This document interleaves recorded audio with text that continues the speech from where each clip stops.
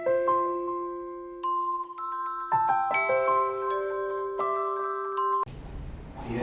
Thank you very much.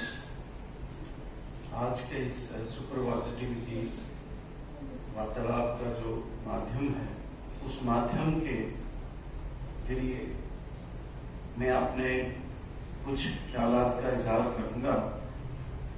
वो ख्यालात जो मेरे साथ उमड़े, मेरे साथ जन्मे और जिन्होंने मुझे अपने आप के आत्मनिरीक्षण और आत्मचिंतन के लिए मजबूर किया।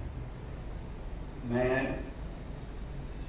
शिशु विशेषज्ञ हूँ, चाइल्ड स्पेशलिस्ट हूँ और अपनी जो पोस्ट ग्रेजुएशन की परीक्षा है, जब उसको मैंने पास कर लिया तो उसके बाद मैं 27 साल पुरानी बात आपको बता रहा हूँ।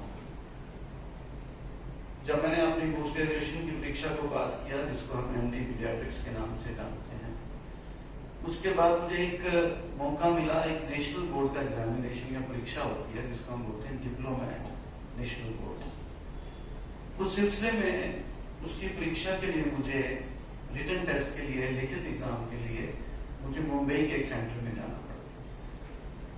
तो जब मैं मुंबई के सेंटर में गया, एग्जाम हो गया, परीक्षा दे दी, लिखित पर्चा हो गया, तो मेरे मन में एक विचार आया कि यहाँ पर बच्चों का एक कैंसर का एक बहुत अच्छा सेंटर है, टाटा मेमोरियल हॉस्पिटल के नाम से। तो मैं जाके वहां पे देखूं कि ये क्या करते हैं।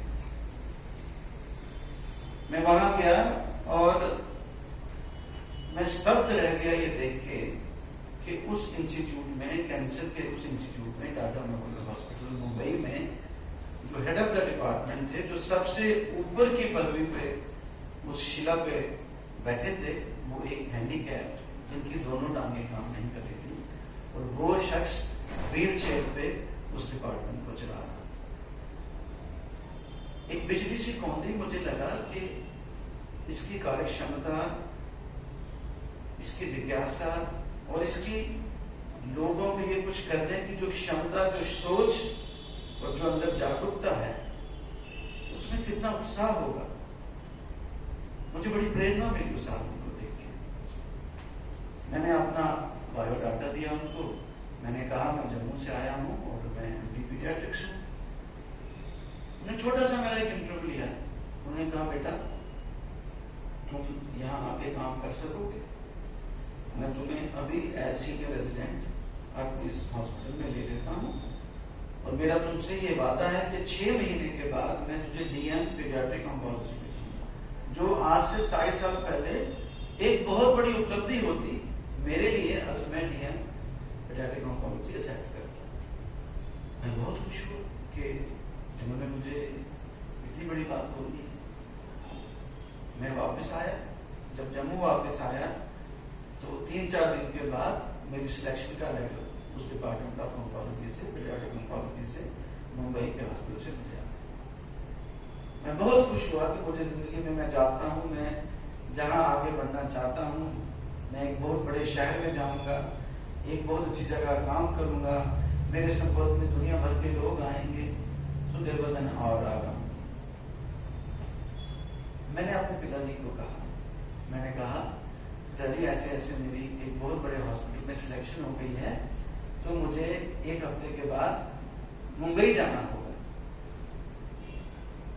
और मुझे हैरानगी तब हुई जब मेरे पिताजी ने खुश होने की बजाय बड़ी मायूसी से मुझे कहा कि बेटा तू तो अपनी जिंदगी संवारने के लिए और अपनी सीढ़ियां चढ़ने के लिए आगे बढ़ जाएगा, पर तेरे इस बूढ़े माँ बाप का क्या होगा जिन्होंने तुझे आज इस जगह तक लाया। मेरी जिंदगी का एक बहुत बड़ा टर्निंग पॉइंट ये स्टेटमेंट। इन शब्दों ने मुझे आत्मनिरीक्षण के लिए मजबूर किया, सोचने के लिए मजबूर किया कि अगर इनका फर्ज था, जैसे भी हालात, जैसे भी घर के माहौल था, जैसे भी इनकी उपलब्धि थी, जैसे भी इनके आगे पीछे इनके रिसोर्सेज थे, जिन भी हालातों से इन्होंने अपने बच्चों को पढ़ा लिखा के इस मुकाम तक लाया, और वो मुझे भूला नहीं था। जिस निष्ठा और जिस अथक प्रयास के साथ, जिस कड़ी मेहनत के साथ भूखे रह के मेरी माँ माँ ने सारी रात मशीन चला के लोगों के कपड़े सीखे और मेरे पिता ने ओवर टाइम करके हमारी ट्यूशन के लिए पैसों का जिस तरह से इंतजाम किया था वो मुझे भूलना नहीं था। पर मैं अपनी जिंदगी की प्रवास के लिए शायद उस क्षण के लिए वो भूल गया। मुझे लगा कि अगर एक बच्चे की ये सोच है कि उसके माता पिता का ये फर्ज है कि उसके माता पिता जैसे भी हो उसके जीवन को संभालने के लिए, उसकी रूपरेखा को बनाने के लिए, उसको एक मुकाम तक पहुंचाने के लिए अगर उनका ये फर्ज बनता है तो मेरा फर्ज क्या है। हमें ये नहीं देखना था कि मेरे माता पिताजी ने मुझे अब तक क्या दिया था, मुझे ये देखना था कि इसके बाद मैं अपने माता पिता को क्या दे सकता। तो मेरी जिंदगी के लिए वो समय, और देखिए ये कैसी सृष्टि की विडंबना होती है कि जिस दिन मुझे टाटा मेमोरियल हॉस्पिटल से सिलेक्शन का लेटर मिला उसी दिन मुझे जम्मू मेडिकल कॉलेज में रजिस्ट्रार की सिलेक्शन का लेटर मिला। सो मुझे लगा कि भगवान नहीं चाहता है कि मैं अपना अम्बाइकल कार्ड तोड़ के इनको छोड़ के जाऊं।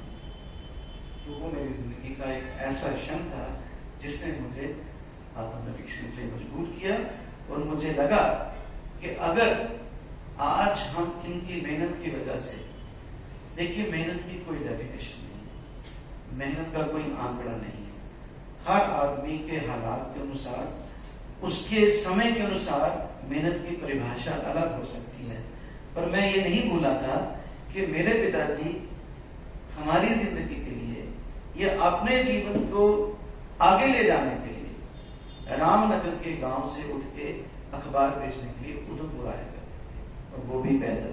तो मैं ये नहीं भूला जिस शख्स ने खुद 10वीं की परीक्षा पास की हो और 11वीं में वो अपने बच्चों को खुद पढ़ा रहा हो, ये सारे लोग नहीं कर सकते। शायद हम अपने बच्चों के लिए वो नहीं कर पाए, मगर इन सारी बातों ने मुझे झंझोड़ा था और इन सारी बातों ने मुझे इस बात के लिए जरूर प्रेरित किया था कि मैं अपने लिए ज्यादा ना सोचूं, अब इनके लिए भी सोचूं। देखिए मेरा भी ये फर्ज बनता था। अब सब जानते हैं कि एक उम्र की दहलीज के बाद 60 साल की उम्र के बाद 2 सुरक्षाएं बहुत इंपॉर्टेंट है। जीवन में 2 किरण की सुरक्षा बहुत इंपॉर्टेंट है। One is the social security, जिसको आप सामाजिक सुरक्षा का नाम दे सकते हैं, and the second is financial security, जिसको आप आर्थिक सुरक्षा का नाम दे सकते हैं। जब आप अपनी ढलती हुई उम्र में आते हैं, जब आप 60 साल की उम्र के आगे जाते हैं, तो इन दोनों सुरक्षाओं का अभाव माता पिता को होना शुरू हो जाता है। तो मुझे उस समय लगा कि मेरे जीवन के अब ये जो समय है मैं इनको वापस दूं। तो जिस निष्ठा से, जिस प्रयास के साथ, जिन हालातों को कुरेद के उन्होंने हमें अपने खून से, अपने पसीने से सींचा था, अब मेरा ये फर्ज बनता है कि मैं भी अपने प्रयास से उस प्रेरणा को अपने साथ समा के उनके जीवन में उनको वो खुशी और उनको वो उमंग दे पाऊं जो कभी हम अपने लिए सोच सकते हैं। धन्यवाद।